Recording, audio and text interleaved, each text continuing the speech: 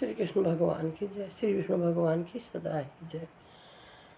आज है एकादशी यानी ग्यारस, जो आमल की एकादशी व्रत की कथा है न आवड़ी की पूजा होती है। आज की कथा, प्राचीन काल में भारत देश में चित्रसेन नामक राजा राज्य करते थे। उनके राज्य में एकादशी यानी ग्यारस का व्रत का बहुत महत्व था। समस्त लोग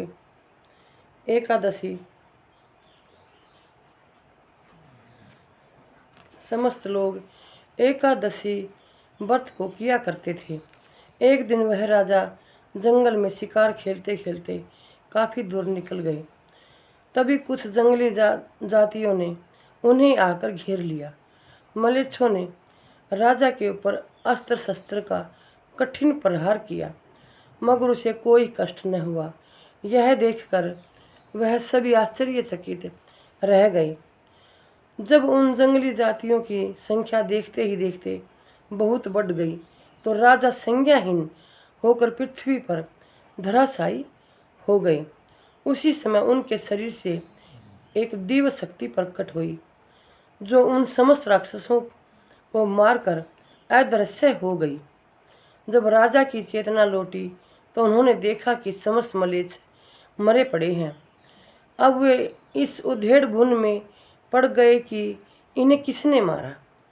तभी आकाशवाणी से यह सुनाई पड़ा कि हे राजन, ये समस्त आक्रामक तुम्हारे पिछले जन्म की आमल एकादशी के व्रत के प्रभाव से मर गए, यानी आवड़े की एकादशी के व्रत के प्रभाव से मर गए हैं।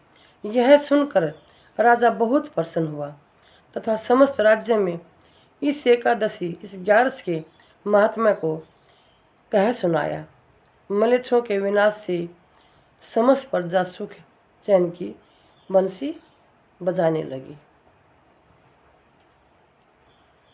जिस तरह ग्यारस माता ने उन पर अपना आशीर्वाद रखा और जिस पुण्य कर्मों से उसके काम आए, इस तरह हम सब अपने पुण्य कर्मों को बनाकर रखें।